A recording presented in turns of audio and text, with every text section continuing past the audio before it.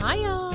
We are at the end of this 12-part series with this very special episode where I talk to some of the people that you sent to me. These are people that you wanted to hear from, so they share their backgrounds and experience with us, and we'll also get to hear from David McMichael, one of the 3 co-founders of Hyperreal Film Club. What a perfect way to top off the series. Thank you to everyone who sent me people's emails, sent me DMs, or even connected me with other people. This has been super helpful in developing this episode. I mean, obviously, I don't know everyone, and I want to be sure to be bringing you people that you want to hear from. Now, some people I didn't hear back from or didn't have the capacity to fit into the episode. So if there's someone who I missed, I am truly sorry. And I hope there will be an opportunity in the future to somehow figure that out. The first person that we'll hear from today was sent to me via Instagram DM, and I was super interested to talk to her because she's creating a community film space and regional archive in the Rio Grande Valley. Not only is she a filmmaker with a ton of expertise, she's also a colorist and an archivist and has spent a good chunk of her career handling good old-fashioned film with her hands. The person I'm talking about is C.Diaz, and she'll take us through her journey and how she'll be building this artist-driven community space in the Valley. I would love to hear about your kind of background, where you started, and kind of your journey to, one, finding your focus, and 2, finding yourself back in the RGV and the efforts that you're doing there with Entre. I mean, it's kind of a winding road of a story, as most like artists might have, like as a story of their artistic career, if you want to call it that. Mine is more like a curiosity led like exploration. The way I've kind of fallen into all of these things is through just being curious and wanting to explore different parts of different like themes or subjects and stuff like that. And I think that's what's cool about being a filmmaker. It's like you get to kind of branch out and like kind of dive into anything that you want to explore and like kind of do research. And I love research and things like that. I started making movies when I was 13 on like my family's little handy cam with my friends and our toys, and shooting things in sequential order because I didn't know how to edit on a computer and things like that. So I was always really interested in storytelling in that way. But I continued following that interest through high school. And in high school, there was a program called KMAC that was offered at Mac High in McAllen. It was a magnet program, media program for the 3 high schools in the McAllen area.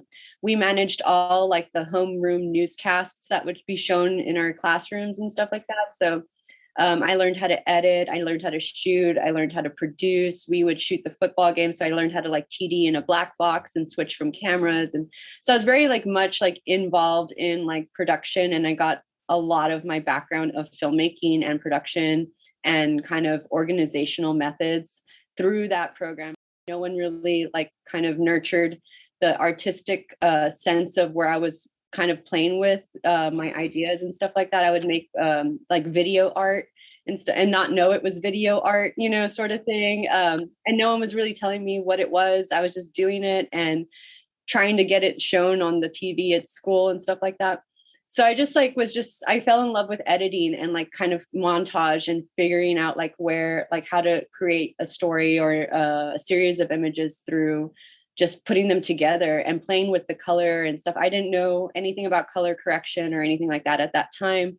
I was just playing around with the program and kind of just learning it. From there, I was able to go into the RTF program at UT Austin. I was also very involved in the DIY like punk scene down here. So like me and my friends would like host house parties or like house shows and host shows in like parking lots of, like VFWs and things like just like organizing little events here and there and playing bands and just like kind of being in that creative community was really important to me as well. So not only was it like a boot camp with school and stuff like that, but like and through the media program, but it was also like through the punk scene. Like I was learning how to do things on my own and not asking for permission to do things, and I think that's an important thing with like filmmaking. No one's going to be like, yeah, go make your movie. It's like, you kind of have to be like, I'm going to make this movie or like, I'm going to work on this project and I don't care what, I'm not going to wait around for someone to give me money or going to give me the go ahead or the green light. Like if it's something I care about, I'm going to be pushing for it. And that's what I think that's where a lot of that passion and that strength came from, because filmmaking is a hard line of work to be in. You have to really, really love it. So yeah, in college, I did more like was more introduced to experimental filmmaking, expanded cinema, video art, installation, stuff like that. So that's where I started becoming more interested in more avant-garde experimental filmmaking, which is what I felt really spoke to my own way of storytelling. During my time in school, I was doing a lot of those types of classes, a lot of production classes, some outlier classes that were more art focused, but still in the School of Communications. That's where I learned how to paint on actual film, which is a practice that I love doing and I still incorporate into my work to this day. And during UT, I went to I did like a study abroad program at FAMU in Prague. And that was one of the major, that like really solidified what kind of films I wanted to make as well, because that's where I was introduced to the film Daisies by the director Vera Chitalova. She's a Czech New Wave director from the 60s. And that film, we watched it in class. I'd never seen it before. And we were all our minds were blown. All our little American minds were like, oh. And she came and spoke to our class, and she I always like reference this, but she came in and she was like super like such a badass, like wearing sunglasses, like all dressed in black. And she came in real serious. And she was just like, literally the first thing she said to our class was like, you can't make a movie if you don't know who you are, or like you can't make a film if you don't know who you are. And I was just like, oh, that cut deep, I'm just like, he's so right, like it's like a writer, you can't really write if you're not living, so like as a filmmaker, it's like if you're not living and like exploring and being curious and investigating and doing these things and like trying to learn more about yourself, you're not going to be making work that resonates with a lot of people. It's like it comes from like a very deep knowing, I feel. So yeah, that stuck with me. And so I moved to New York straight out of graduation with 2 girlfriends and our 2 dogs.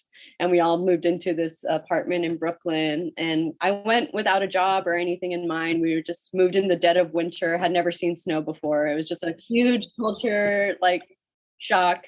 But probably one of the best decisions I ever made to do was move to New York at that time in my life. It was a really great space to learn and grow, and also meet new people within the film community, like organizations like Mano no Aware, which is a nonprofit organization based in Brooklyn that offers like workshops on shooting on film and processing your film and contact printing, all that stuff.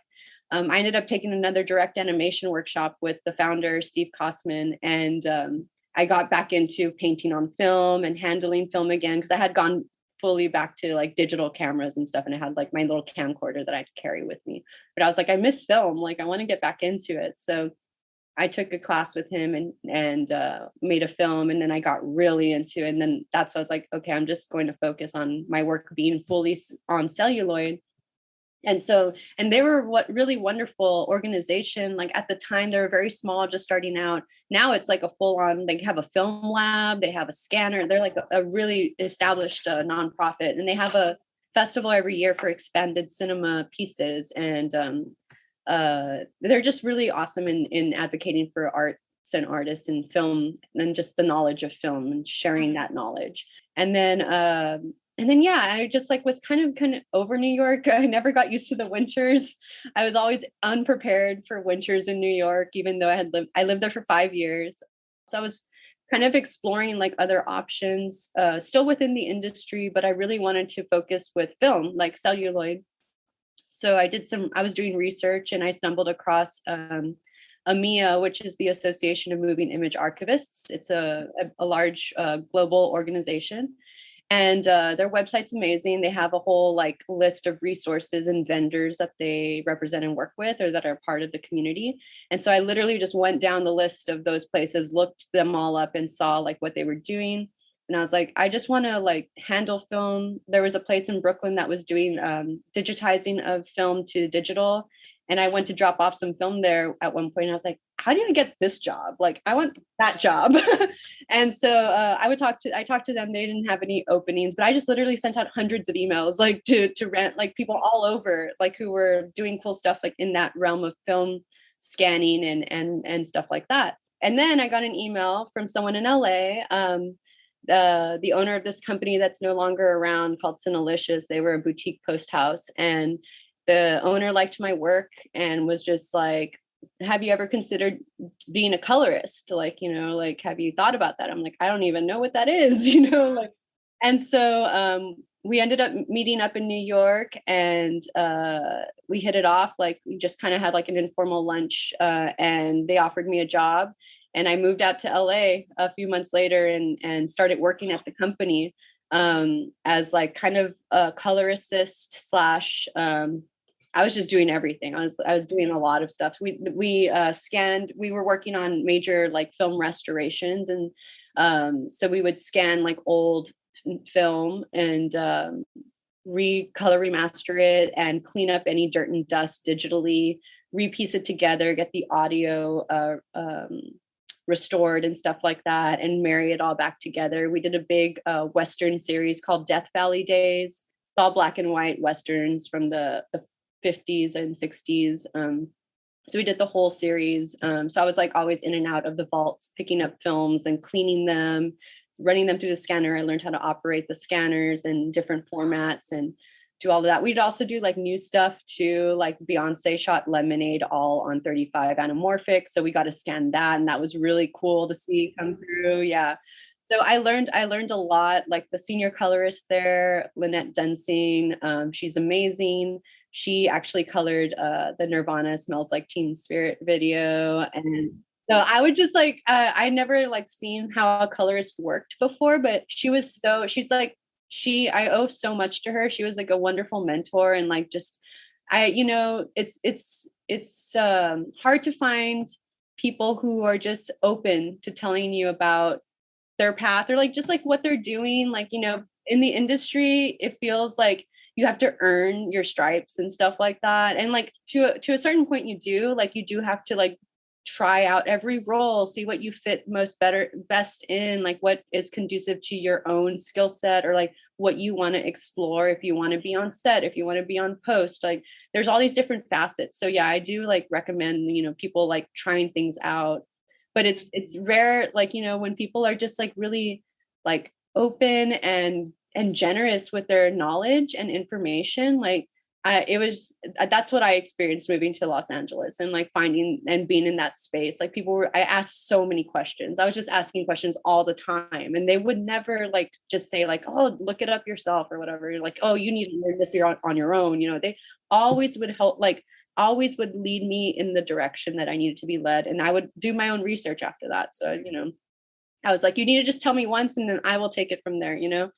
I've just been thinking, I'm like, it's something that always just feels right. Like when you're seeking something and what direction to go in and you're not sure and everything's so uncertain, it's just like, you can only just listen to what feels right to you, and you can't like listen to the noise around you. Like people will tell you like, you have to do this way, you have to go this way to be a director, you have to go this way to be in the industry, you have to do this, you have to, follow these steps, whatever. And there's not like, that's why I'm like, there's no linear path. It's like a freaking spiral all over the place. Yeah, it's like I'm constantly rerouting myself. I'm like, oh, I'm back here again, so LA was really formative for my color years. So that's when I started doing more color correction and learning about that and learning about archival and preservation work, which is something I'm really passionate about.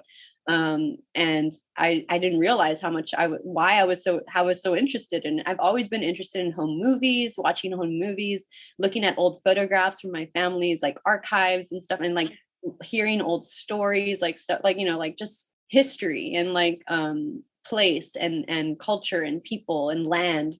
And so, the archival world, just totally, I fit right in there, just like, and I was like, oh my gosh. And that was like a whole new facet of the film community, like industry, that I had no idea even existed either. So, I was able to be introduced to all that during that time. I started to build a network of community there. And at the same time of living in Los Angeles, I started becoming involved with the Echo Park Film Center, which is a community film center in Echo Park in LA. They've been around for already 20 years. They're amazing. They focus on analog cinema, some more like 16, Super 8, stuff like that, but they do digital stuff. One of my friends and one of my longest collaborators, he does all the work for my all the sound mix and soundscapes for my films. He was living in Los Angeles, and his partner at the time was a really co-op member there at the film center. And he was just like, you need to come to the film center. Like, this was like the year I moved to LA. He's like, you need to come check it out. You'll love it. You're going to find really cool people, and they have this residency. You should apply for it. And so, yeah, so I was like, okay, yeah, if you're telling me to do this. So I applied for the residency. I went to the film center, went to a few screenings. I fell in love. I was like, this is the space for me. It just felt very comforting, and everyone was very like welcoming and just very like wanted to like just know what you're working on, like just talking about the work and just life. And so I applied for that residency, which was a 2-month residency for an LA artist to make a piece of work and present it to the community. And you would also have to be like, you would have access to all the gear and everything within the film center. You'd have a liaison. One of the co-op members would help you through your project. If you wanted to learn how to do anything like process film or use the optical printer, they would help you like navigate that. And then you had to provide something for the community. So either a screening or a workshop or a lecture, whatever you wanted to give during your time. So I had 2 months. I did an expanded cinema piece with a dual projection, 16 millimeter hand processed film. And I learned how to hand process my film. I shot 16 millimeter for the first time, and I learned how to use the optical printer. And so I wanted to do all these. I was like, I just want to learn how to do all these things and find a way to combine them all. And so I did that. And so after I completed that residency, I became really involved with the film center. I just became like part of the family. And once you're part of that family, like you don't leave, because you're just supported, you're just supported in all senses. And I curated a few screenings there. I taught a few digital color correction intro workshops there. So I was just like constantly like in that space. I screened a lot of stuff there. I programmed with different other members and different other, we programmed outside of the film center and different other like screenings and stuff like that. So I became part of that family and that network, and they continue to inspire me. Like I wouldn't have felt okay with calling myself an artist if I hadn't been put in that space and given the opportunity, like the residency, to be like, oh, I am an artist. Like I can call myself that, like it took me that long to be okay with calling myself an artist. At first, I was always just like, oh, I'm an editor, or I'm a, whatever, and it's like, it's okay. You can call yourself an artist, like, like, cause that's what you are. And so they like encouraged everything. They were very welcoming. So I've been inspired by that space in Mono no Aware. Like, I was just like, I knew when I visited both of those places, especially the film center in LA, I knew that if I had that when I was growing up, my life, like, not that I don't want to like talk about the past or the, life, how it could have been, but I just would have had more encouragement and nurturing around like practice, and given more outlets to kind of explore, rather than just being kind of contained in my own bubble, trying to make stuff and then not it being acknowledged by my peers or my, teachers or professors or things like that. So I always had it in my head. I was like, one day I want to go back to the Valley and I want to start a film center in the Valley, so that way it can be just like this film center here in the community. Like it'll be great for the community. We need this, After I left, I was really involved with the film center. I was making films. I kind of average a film a year. So I'm just like one short experimental film a year. So I was still doing that, my own stuff. And yeah, and then 2020 happened. I've been really fortunate enough to, yeah, as a colorist, be able to work remotely for even before the pandemic hit. I was working on stuff for people in Texas and LA and New York and, Mexico, everywhere, just kind of doing that remote life. And it was great, and when 2020 happened, everyone was like, well, let's finish our films. We're in post now, like we can't shoot anything. So let's, pivot. So I did like color a lot. I think 2020 was probably like my CPA was like, that's your best year. And I'm like, yeah, thanks. Great. Despite everything. It was best year in terms of like, constant work. I'm very fortunate that I had that I was able to still work and still be able to support myself and support my community, and be able to offer resources and things to people that needed it, whether that be monetary or skills or just my time. I try to do that very, very much. But 2020 definitely was a time where a lot of, foundational, like the scaffolding of your life was taken into consideration. Like, what am I doing here? Why am I doing it? Is it speaking to me still? Like, do I need to recalibrate? I had been wanting to come back to the Valley for some time now. I had shot a film down here in 2017.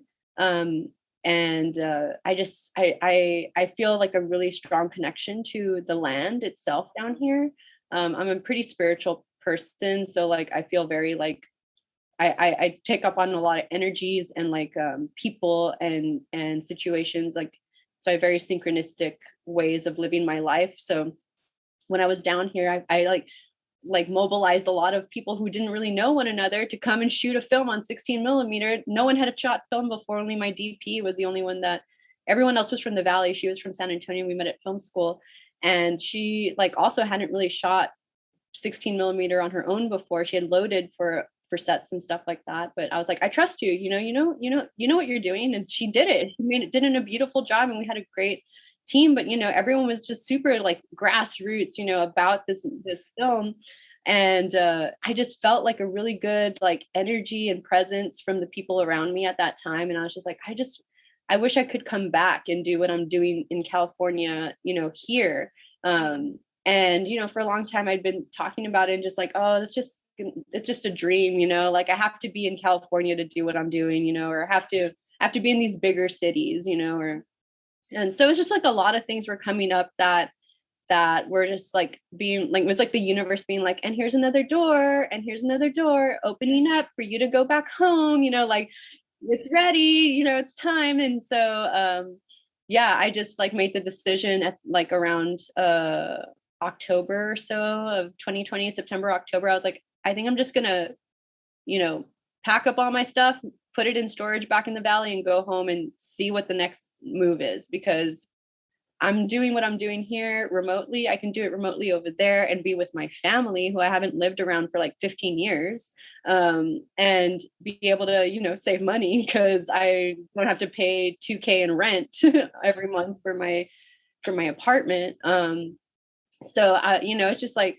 trying to think about like the best move for myself at that point was to come home. And it was such a beautiful homecoming. Like I love being here with my family and being able to be with the community that a lot of people that I grew up with are still like here and doing really cool stuff. Like I already knew that, like I'd been following their work for, the years since I've been gone. I've been following everyone's stuff that they've been doing down here. And I'm so impressed and in awe about like how amazing, how many artists we have down here, how many awesome thinkers and like people that want to see different like ways of structuring society and like how they're taking that into practice with their own businesses or their own ventures. So I was just like really excited to be back in that, and like the energy has been super palpable like recently, but like also since I've been here, but in the past recent months it's been really intense and beautiful. So yeah, I came back here at the beginning of 2021. I've been living with my grandma and working. I have a studio space. I got a studio space, which has been nice at the Creative Incubator downtown. which is an old library that I used to frequent all the time when I was young. So it's like this weird full circle situation. I've talked about the film center a lot to people that I trust, that I know that we've collaborated before in some way, I've been following their work. And I wrote like this manifesto about it, and I just sent it to a few friends that I was like, this is what I want to start. Like, is this something you're interested in, like coming on board and helping me with? I need help. Like, I can't just do this myself, you know? And that's been like also a hard lesson as a person to learn, like that you can't do everything yourself, you know, and like especially as like a artist, like you think that you have to do all the parts, you know, and but um or in film as well. I think that's been a hard lesson for me. I'm very like solo filmmaker. I paint on film, so it's just me. But when it came to like shooting a film with a crew, you learn about that collaborative teamwork effort, and also being in the film center in LA, I learned about how much better it is when you have more people around to infuse the work with their skills and their knowledge, right? So yeah, I was just sending this manifesto around being like, who wants to help me? um, and my friend Andres Sanchez was like, I'm so down. So me and him have been the ones kind of laying the groundwork for Entre, which is a community-based film center and regional archive that we're establishing here in the Rio Grande Valley. And I was just awarded a grant to get it off the ground through the Interchange Artist Grant in the Mid Americas Art Alliance. I've never received a grant in my entire life. I had applied to a few when I first started moving here, and kind of like thinking about the idea. And after I wrote the manifesto, it started to crystallize kind of like, okay, what are we offering? Like, what is this space? Like, why is it necessary? Like, who is it serving? You know, and yeah, so like I've applied to so many grants throughout the years. I've never received any of them, but I think this one was important because it is focusing on social practice and as an artist, like how do you involve the public in your work? And this whole film center is a community space, so it's not my own, it's a vision that I have, but it's like it's going to shape and evolve with what the community needs, you know. We plan to run it as a cooperative, so it's artist run. Anyone who is part of the co-op makes the decisions and makes the programming, makes the workshops, the curriculums, things like that. So it's all horizontally managed rather than being some hierarchical you know, top down sort of president or whatever director. And that's the way I feel like most comfortable, like making decisions with the community and making sure that we're hearing the needs of the community and not just imposing what we think they want, you know. So yeah, so these are all like ideas, and this grant will be able to help us start, you know, getting gear, getting like admin stuff off the ground. And also the specific project that this grant is funding is a film series that Entre will be commissioning filmmakers. They'll be commissioning filmmakers from the Texas sides of the valley, so and then the sister city of Mexico side, to make a collaborative film about like a city symphony about the region that they're from. So like Brownsville and Matamoros, we get a filmmaker from each side, and they would collaborate on making a film together about this liminal space that is the valley. Because I consider the Rio Grande Valley also parts of Mexico. I mean, the river isn't just a division, you know, it's unification of this region. So so yeah, that's the bigger project that this grant will specifically fund throughout the year of 2022. So yeah, right now it's just kind of laying the groundwork and kind of getting stuff situated.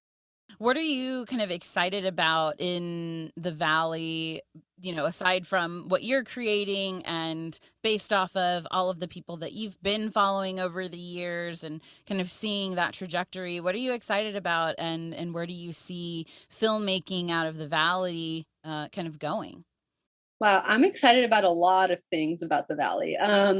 The people, for one. I mean, I was also part of Media Fest. I was one of the organizers for this experimental media festival that we put on last month in August. I was blown away by how many talented people there are, and like, not that I didn't know that, but like just the fact that they're just so, a lot of people don't feel like they can call themselves artists. And I know where that comes from, you know, because we don't have the nurturing we don't have that space of like all of us who were organizers for that festival. We all had the same story about like we were involved in things like I was involved in that media program and filmed football games, even though I didn't really like football, but I loved like following the ball with the camera, you know, like, and I learned how to do all these things. I did it out of necessity to continue learning how to, you know, practice my art form, which I didn't know was an art form at the time. So we were all like, we all have similar stories, you know, like that we had to be involved in these different extracurriculars in order to be able to pursue a creative urge, you know, a creative desire.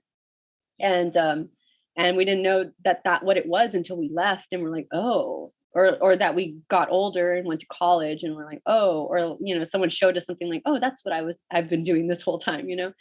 So we all like felt like, you know, we needed a place like that, and Mira was like a great place to like have that hub of creativity and artists who wouldn't normally want to call themselves artists to be like, I am an artist and I have been featured in this festival, you know, and like, and we created like a great community out of it. So I'm really excited about the people, and the new artists that I'll be meeting, and that the people that are going to be coming out of places that maybe we haven't tapped into yet, you know, and just like by making this space a community space, like it's open to all, you know, like who is going to be coming in, what kind of people, like what kind of stuff will they bring to us, and what kind of stuff can we give them, you know, like what this reciprocity that, you know, needs to be happening in all our community settings.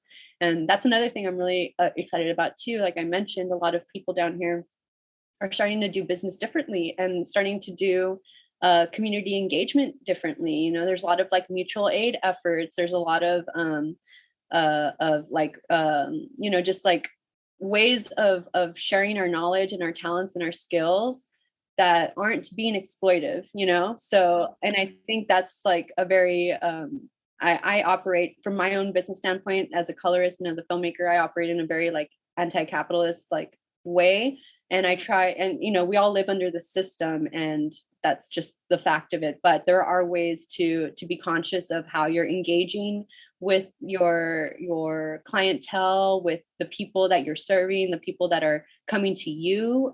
So I think all of those things are like being considered down here by people that have the privilege to make those decisions and have these spaces. So I don't know, I think it's cool that that might become like a normal thing for a community down here, and just to bring back that sense of community, because I mean, even through the pandemic, we've become, I feel like, closer because of the internet, because we've been able to like kind of dip into like, oh, I can meet someone from across the world and have like a Zoom call with them, and that's cool, you know, and connect, make those connections. So I think now we're all kind of like these little like neuro pathways, or like little light ups, you know, little connections that we can make with people throughout the world, but also within our community. And I feel like the things that the global mindset of ideas that, you know, what Entrem could be and like what it represents, it needs to happen through the community first. It's like thinking big but also working locally, you know, like and doing that work locally, because it's important to do it at the local level before, like, you know, having a bigger expansion of vision of what our futures can be, especially as like in this region of like, you know, borders and things that separate us from others, you know, like how can we unite this again, how can we bridge that, you know, and to do that, I don't know, Entre is just like something I think that will help fuse all of that. So I'm really excited about where it can go. It's very like uncertain because it's going to be its own living thing. Like it's not anything set in stone. It's going to continuously evolve. Any other kind of thoughts, comments, anything about your work, anything that's happening in the Valley or just kind of Texas film at large? I mean, I can only specifically talk for the Valley right now, just because I'm here. I mean, we live in a really beautiful place down here. Like the land is definitely, I mean, people see it maybe as just like space for development and space to like come and build more strip malls. But if you take a closer look and you come visit and see, we have so many beautiful nature centers. We have birding centers. We have the butterflies. We have the South Padre. You know, so there's so many things that from like a land eco-conscious point of view, like so many things that we should be preserving and being honoring, and learning to live in reciprocity with the land itself is super important down here. And I mean the future of Texas film, I hope that you know, filmmakers down here like can make films about this region that don't just focus on the negative aspects of the border and the border communities, and not just the negative aspects, like, but the stereotypical stuff that we see the norm. We want to foster people's like ability to have access and autonomy over how they're telling their own stories, right? And how they're being perceived in the media and in pop culture and things like that. And there is not just one way of life out here. There's so many varied ways of life and so many types of people living here and so many ideas. Like, it's so vast and multifaceted that like if we don't give people the tools to tell those stories, then they won't be archived for the future. And that's the importance of like this preservation aspect of the film center, and about just in general, just being able to like be like, oh, this was a point in time, you know, and this was a reflection of this time through this person's eyes, you know, and what they are trying to say and what they're trying to get out into the world. So I just hope that like for us down here, that we are pushing against traditional narratives and pushing against stereotypes and trying to encourage one another. You know, I don't believe in like competition or that there's not enough for everyone. I feel like there's more than enough for everyone in terms of exploring art and film and getting film jobs and things like that. I feel like there's so much that we can all be helping each other with. And so building, like finding that sort of like encouragement and understanding and empowerment through each other. And I know that sounds very like idealistic, but you know, you have to be like hopeful in order to change things, you know. And like there's the reality of stuff down here for sure, and I'm not disregarding that. I don't want to like just brush over that. Of course there are like tragedies and stuff like that, but there's beauty here too. And I think that it's time that we like highlight that beauty more than just like highlighting the negativity or the perceived negativity of our region. So that's what I'm hoping for the future of this space in film, at least. What a multifaceted artist, and so inspiring to see other reinforcement that Texas filmmakers are always supporting each other just to make it happen. The next person we're talking to is Jennifer Bracy, who is an independent producer currently producing 2 short films in post-production. She's also a film screener for South by Southwest Film, and prior to the pandemic was working with Cinema Touching Disabilities Film Festival, which we'll talk more about in our conversation. As someone living with cerebral palsy, it is a goal of hers to have people with disabilities accurately represented in media and to work with people with disabilities behind the camera as well. Here is Jennifer Bracy. So yeah, I'd love to hear about kind of how you got started and, you know, what you're currently working on. So I started my film career like almost 10 years ago now here. I started in college at the University of Texas A&M Corpus Christi. And then I went to a creative agency. It was like kind of a creative collective, how Hyperreal is, called Produce. And I started working in film over there. And then from there, I kind of jumped into doing my own producing. And that's where I met Taylor Carmona. And she has a whole film collective also in South Texas that's primarily female based. And so I'm helping her run that. And then I moved to Austin, where I started with Austin Film Society.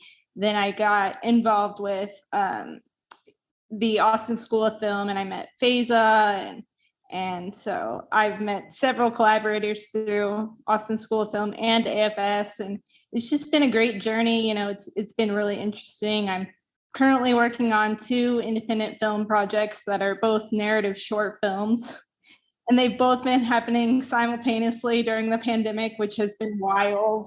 And they're both like kind of doing exactly the same thing at exactly the same times, and they both explore like women's empowerment and you know, female voices, both from the Latina perspective and the Black women's perspective.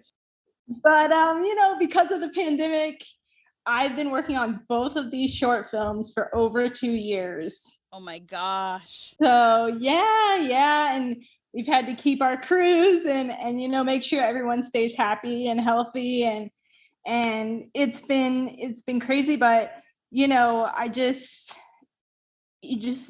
do it. The creative energy is so powerful, and just, we're like, we can't let the story go. And it was always a matter of, well, we have to film it. We have to film it right now, or we're going to be in another wave of this pandemic and we're not going to be able to. So I filmed one of them in November, and then this other one just wrapped in July. So it's right in between those two waves, and everybody ended up staying happy and healthy, and that was as much as I could ask for. And they're both in post-production now and doing well. So it's been a real blessing, but definitely stressful. And I think you just lean on your team. And I'm so lucky to be surrounded by such great creatives that, we were all just so immersed in it, and just, we were like, whatever we have to do, we're going to do. How do you determine who it is that you're collaborating with?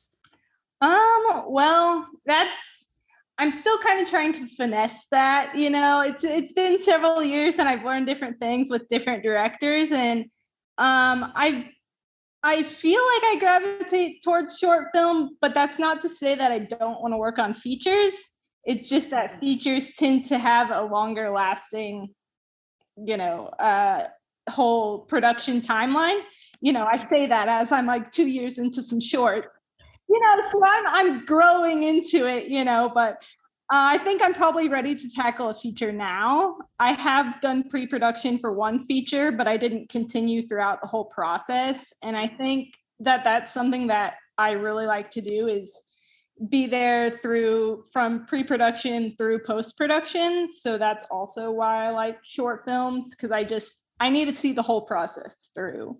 So for Catharsis, the short film I'm working on now, which is AFS grant funded, thankfully, it has been such a great ride with that. So I was actually approached by the director, Deborah Valson, who I had interned with at Austin Film Society. So it's kind of through friends and through connection that I, meet people that I want to work with. I never worked with Deborah before.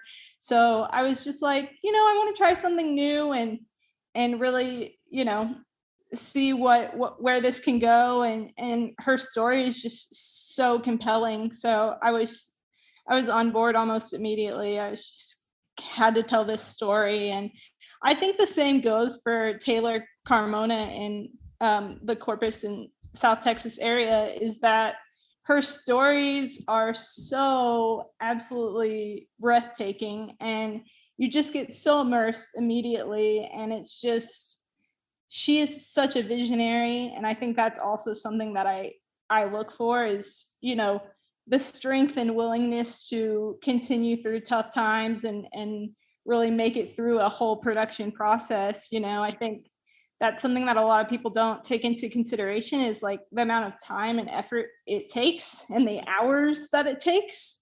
So to really like kind of suss that out from the director's perspective, is what I look for. And, are we going to be a team, or or is it mostly you, or what am I expected to contribute? So I work best when it's a very much collaborative effort. I'd like to shift gears a little bit and talk about your pre-pandemic work and the work that you've been doing with Cinema Touching Disability Film Festival. So can you talk a bit about the festival, the vision of the festival, and really, kind of your involvement in that type of advocacy? Absolutely. So I first got involved with the Coalition of Texans with Disabilities, which is what the Cinema Touching Disability Film Festival runs out of.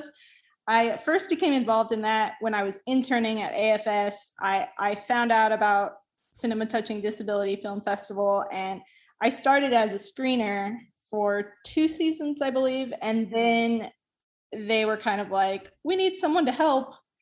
do this, more in a full-time capacity. So they brought me on as their development specialist. I'm no longer working with them in that capacity, but I still very much support the film festival, and I was there for two seasons of the festival and helped in 2019 with their 2-night festival, which RJ Mitty from Breaking Bad was the host. And he has cerebral palsy, and so he was able to also talk about his advocacy and what it means for people with disabilities to not only be represented in front of the camera, but also behind the camera. And that is also something that I strive for from behind the camera, is, just making sure that people with disabilities are represented in the media in an accurate way, and making sure that we are present. I was working with them for a while, and they're still doing, and it's great. It's going on right now, and they've also added a couple virtual options. So they have a virtual series going on now, and it's really great to see such a unique festival here in Austin, especially. But it was cool for me to see that, and it's a great event for people to see people like themselves on screen. And that's something that this festival brings, is it caters to people with disabilities, but it also wants to bring in the outside world into our world, so there's more of a mutual understanding. From your perspective as a producer too, and working in production, what are some elements of accessibility that you think listeners might not necessarily be thinking about, but could be making change if they are, working on sets, or even working within the film festival world? Like, what does that look like, and what kind of tips can you give? So I think it really just comes down to being really communicative and, asking if they need any accommodations, or, usually people with disabilities will come up to you and tell you, like, I really need help doing this, or I'm not going to be able to fulfill this role because of this. But then, I think from a producer's perspective, I really want to, be like, okay, well, you can't maybe do this, but let me put you in this other role that you will thrive in. I think there's a place for everybody behind the set, and also on screen as well. And I think it's just a matter of being open and honest, and for that to also be received from the director and the producers and the higher ups in film. I think it is more accessible to be a person with disabilities in independent film, but definitely, yeah, I just think openness and willingness, and, people with disabilities give 110%, and they're always working hard. And one of actually our DP on Catharsis has a disability as well. And I actually met him because of the Cinema Touching Disability Film Festival. He was my DP when I made a short documentary about people with disabilities and adaptive fashion for that festival. So, and he's incredible, and, just always just slaying everything. And he's so great. And, we never let our disabilities stop us. And so it's just got to get out there and do it, And I'd love to hear more about the doc about adaptive fashion. That sounds so interesting. Can you kind of break that down a little bit, and tell us what it's about, where the idea came from? Sure. So I wasn't originally even going to be making this documentary, but it came about in 2019 when the Cinema Touching Disability Film Festival was trying to figure out what their theme was for that year. And then the director of the festival had been seeing all these things online about adaptive fashion. And he was like, we need to get into this. We need to explore this. And he was like, I think that our theme for this year should be adaptive fashion. And I really think Jennifer should make a documentary about it. So you were basically voluntold. Yes, so I was like, that is a big undertaking, but okay, so I did it. And, we had this documentary component for adaptive fashion. We found local models here in Austin, Texas to, and makers to make the adaptive clothes. And we actually had a fashion show during the 2019 festival and discussed adaptive fashion. And we had a Stephanie Thomas, an adaptive fashion stylist from LA, come into town, and she actually knew RJ Mitty, so it was really a fun time, and it was great. I mean, it ended up being a 20-minute short film, which is a little bit long for a short film, but it was kind of the centerpiece of the festival. So it was great fun for me, great learning experience, and again, it just proves that people with disabilities can be in front of the camera and behind it, because it was myself, Armando Martinez, who has the disability, and then our 4 models also had disabilities. And, we made it work. When we needed to take breaks, we took breaks, and, we got a little bit more fatigued than usual because the days are long. And, it's just about making adjustments, because you can make it happen. And we did. And that was one of the greatest achievements to date for me. It was a 3-month-long process, and we had a great time. We traveled a little bit to UTMB to go see their adaptive and like their orthopedic stuff that they're doing. And we kind of dove into the science behind adaptive fashion. So it was great. And I hope to continue making films about disability in some capacity, but I'm not sure where that's going to lead just yet.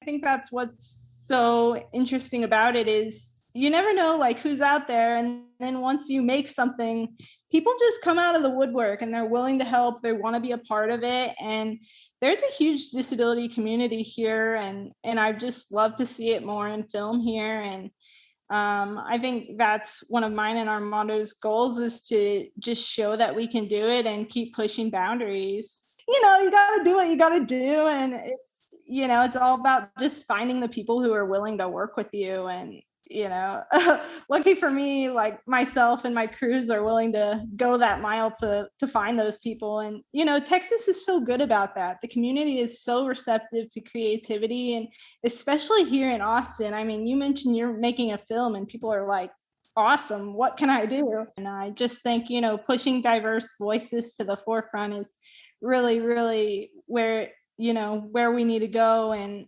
having more women in film as well is just a tremendous blessing. And it's been great to be working here in Austin and, meet so many wonderful creatives. So I'm so thrilled. Yeah, that's awesome. That's so good that you're still like doing stuff during the pandemic, because I know a lot of people have had to put stuff on hold, and so it's great that things are still moving. Yes, it was really tricky to keep it moving and to feel like we weren't just drowning, all of us, and just so much despair. And but it was really important, I think, to keep the creativity going, because it gave us all something to look forward to and something to do. A lot of us lost our jobs. I mean, I was unemployed, and a lot of us found ourselves in situations personally where we were just like, I don't really know if this film is going to happen. I can't afford my bills right now. And it was just like, okay, we'll do what we can do. And we kind of did put some things on hold for a while on both teams. And then after that, it was kind of like, okay, let's let this settle. And then everybody take a breather. And then we somehow just made it back, and we didn't want to let it go. So we didn't, and everybody is doing well and getting back on their feet. So now, the fundraising is trickling back in, and, God bless the grant makers. AFS really came through for us, and just really, really thrilled to be able to do it. And that just gives us further incentive to keep going as well, because it's like, we see you, sometimes when you're by yourself in your apartment, just like, crazily like looking up things and figuring things out. And then, to have someone be like, yes, we endorse this is just incredible. Do you have any kind of like last words, comments, thoughts around anything, like, just Texas film in general, any of the work that you've done, anything that you want to plug? Both of my short films, Catharsis and Las Vigenes, will both be having last Indiegogo campaigns for post-production. Come check us out on Instagram. I would love to have like that video component so I could show people Las Vigenes and show them Catharsis. I mean, it's just I think that everything that filmmakers go through, when you watch it, you're just like, yeah, this is good, but you don't see behind the scenes, so you don't know like how much has gone into it. So I just want to show people, yes, like we did it. Links to the short film's Instagrams are in the show notes and on my Instagram post about this episode, so follow and share. I'm sure you're thinking, how do I watch this film about adapted fashion? Well, I did ask about it, and while there's currently not a way to watch it online at the moment, there may be some new updates coming from Jennifer in the future about the status of this project. So stay tuned. Now, y'all know that I couldn't complete this series without bringing you more about Hyperreal. You'll hear from David, who's one of the co-founders, and he takes us through the organization's inception and how the platform is meant to serve other film enthusiasts like myself. So yeah, tell us about how the Hyperreal Film Club started and how you curated this community of film reviewers and what the intentions are with that aspect of the community. So I think in some ways, Hyperreal Film Club started when Tanner and I met back in sixth grade. We've been friends for, I guess on 20 years at this point. It's been ages. We kind of came up together some, and we both ended up in Austin about, I guess almost 6 years ago at this point. I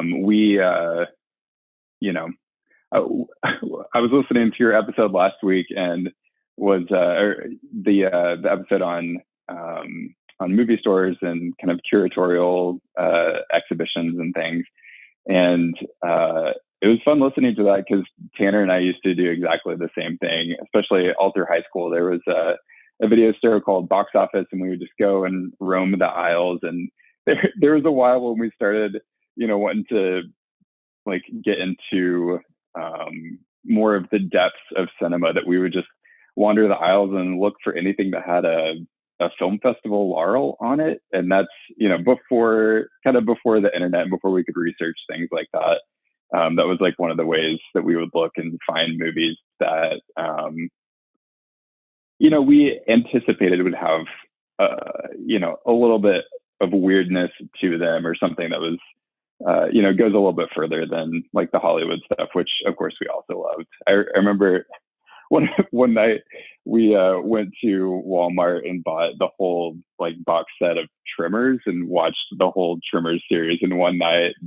I got a bunch of popcorn and pulled the TV into Tanner's bedroom so that we wouldn't disturb his parents. And but yeah, we did that sort of stuff all the time. And I feel like the idea that eventually became Hyperreal Film Club kind of started then. But when Hyperreal Film Club officially started as an organization, it was back in 2016. Tanner and I were both living in Austin, and we met Jenny Kay, who's the third co-founder of Hyperreal. And it really was like the three of us meeting, and the three of us exchanging ideas, and the three of us like bringing our desire for community building and our desire to like create an environment where people could come together, watch movies, like make friends, do something that was like consistent over time. It was kind of those ideas and like our, I think that we all have, and especially at the time had like a really boundless amount of energy to kind of put into this thing. I mean, it takes so much time and energy to like make something like this run. I mean, we all spend especially at the time, we were all spending between 10, 15, 20 hours a week of, just volunteer time. I mean, we don't really think of it as volunteer time because it's like our passion and what we really wanted to be doing, but it would take that much time every week to like put the events together, to meet people, to, set up planning meetings, to like run everything behind the scenes. So it was, kind of a combination of our desire to like build something that was ours, to bring people together, and to kind of create an experience for folks that, turned into Hyperreal Film Club. And it's been, we've worked with so many amazing people over the run of 5 years. Nico Trevino is one who's like really, really, really heavily involved, from the spring, summer of 2019 onwards. And then there's been, just dozens and dozens of other folks that have put in so much to this like very collective project. But the review portion specifically was something that we kicked off in, I believe, November of 2019. It's something that we'd all talked about for a while. Tanner and Jenny and I are all writers, I guess kind of however, you want to define that word. Like, we all love to write. We all write things. Some of us have like specific schooling for that. Some of us have like, been in the publishing world, to various, in various capacities. So it's something that, we love reading film writing. We love providing like a place that people can do that and like try out new ways of talking about film. And so in November of 2019, we kind of were at the point where we could build that capacity into our website.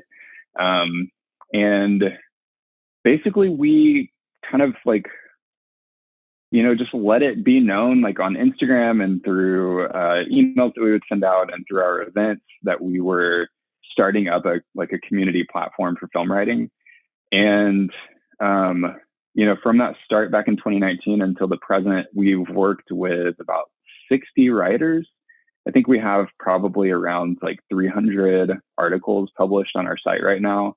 And we generally put like 3 or 4 more up every week. It just kind of depends on like who's showing up at any given time. There's some folks that have written 1 article. There's some that have written 20. It's really like our kind of guiding ethos for the whole thing is like, we want this to be a platform where you can be exploratory, where you can be sincere, where you're not going to be like kind of worried about what the editorial like heavy hand is going to do. Basically, if something aligns with like our kind of our I don't know how to say it, like general kind of moral ideology about living in the world, then we run like a copy edit on it, and sometimes we'll offer a couple of suggestions. But really, we want to like provide this place where people can explore their thoughts. We do have a handful of light guidelines that are things we've developed over time, and we try to be thoughtful about the way that we like show up in the kind of film space, but also the world at large. We generally, there have been times where people have submitted kind of like combative or like apologist sort of work. And we generally stay away from that sort of thing but like the way we want to show up is like, it's kind of a celebratory way. We tread carefully the line around like things that we might consider to be pretentious. One thing that we have tried to be really careful about, and like, I usually use the word curating our like film series over time, is we really want to like be radically like approachable and inclusive. So like we'll play, like obscure Russian art house films. We'll play like video art pieces that are kind of dense, but we'll also, spend an entire summer like running a Fast and the Furious drive-in. And that like really broad spectrum is really important to us because we want to, one, we love an explosion. Like we will just eat up like spectacles all day long.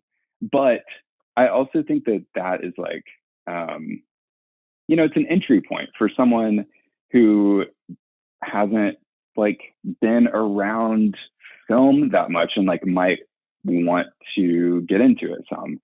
Like I had teachers, like I had people that kind of took me by the hand and like inducted me into the world of like loving a wide array of films. And I think that, if someone wants that, like they should have the opportunity to have that. And so we try to be really intentional about providing that. And I think we want our site, like this community of writers, to kind of act as an extension of that. So yeah, we try to, there's like a certain, I don't want to be disparaging of anyone, but, there's a certain type of like film bro, like way of communicating that's like, you should already know about this. And if you don't, I'm not going to spend the time to tell you. Like we discourage that type of like vibe and writing, in the folks that submit writing to us. Like, we don't want to cultivate that. We don't want to encourage that. We don't want to like perpetuate that in the world. There's enough of that. Oh my God, too much of it.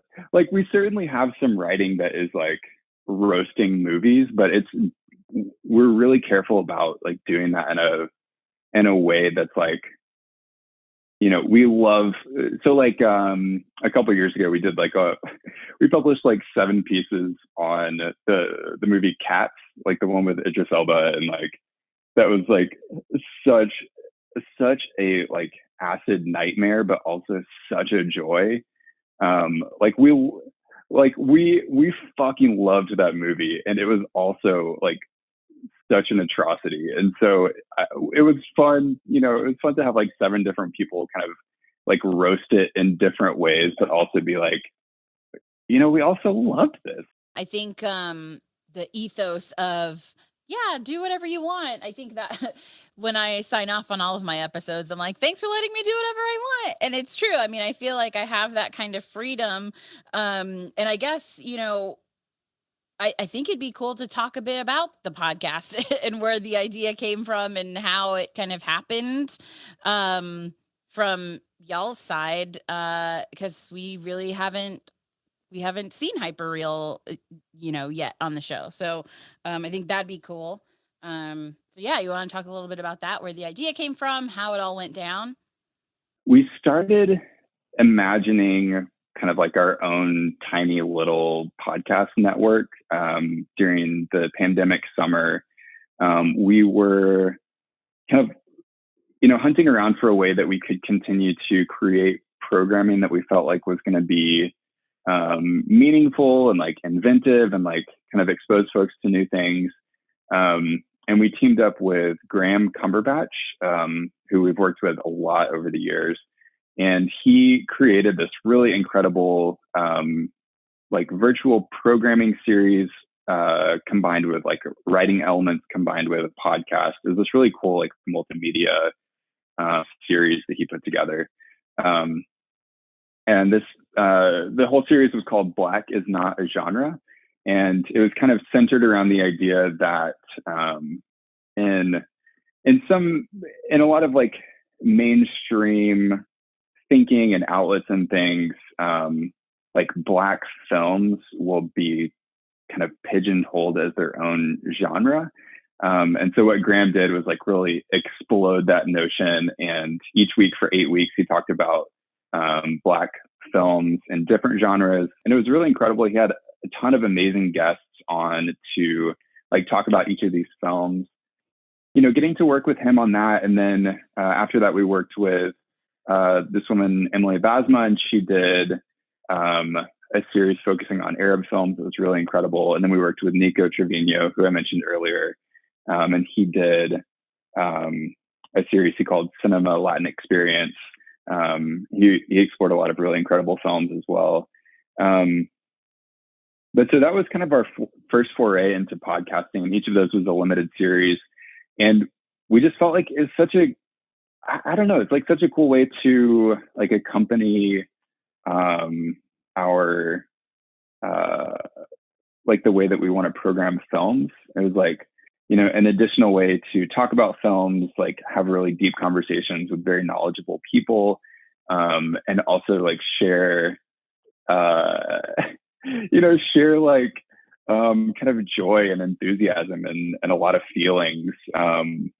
Just the thing that some podcasts do really well. When we got around to probably the beginning of 2021, we were exploring a couple of grants that we wanted to pursue. And so one of the things that we wanted to do was, come up with some funding to basically like pitch and hire someone to create a film about a podcast about Texas film.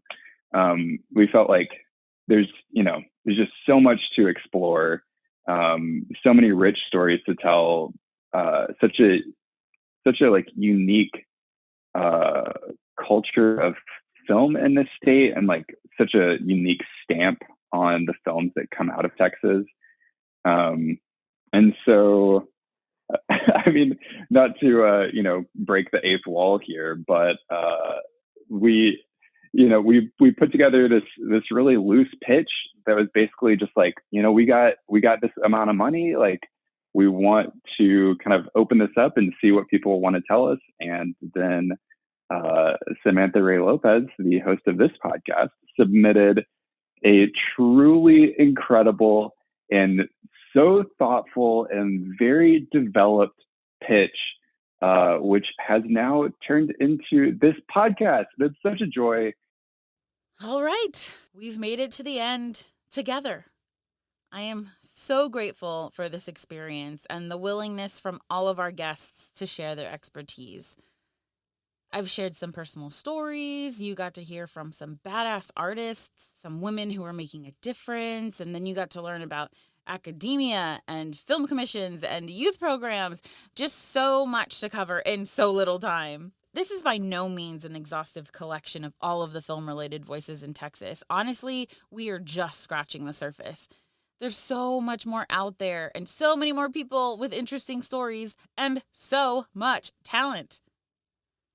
To those of you who've been following me for a while, you know that I've spent almost the entire last year podcasting on a bi-weekly to weekly basis. So I am taking a bit of a break through the end of the year, and I'm going to use this time to look back on all of the learnings from this series, both from the interviews and from the podcast production perspective, and also take some time to reflect and process some of the things that I just haven't properly made space for. More creative projects from me are coming soon, though.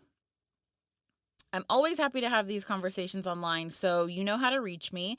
But just wanted to give you a heads up that it's going to be a while before you hear my voice again. Unless, of course, you go back and listen to all of my other podcasts, which you're totally welcome to do. I hope that this series has given you some insight into why Texas is such a vibrant film community that breeds great stories and highly skilled talent. Thank you to all of our guests in this episode, C.Diaz, Jennifer Bracy, and David McMichael.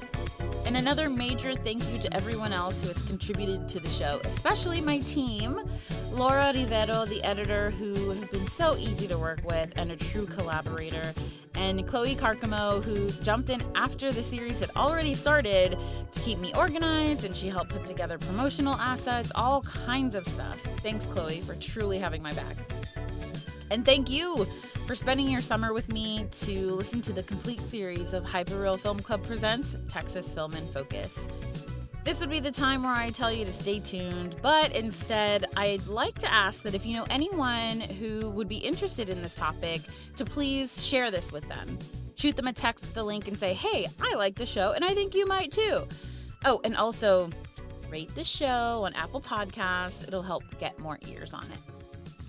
As always, you can follow me on Instagram and Twitter at sraelopez, that's SRAELOPEZ, for more future podcasting stuff and plenty of mundane Instagram stories of my dog.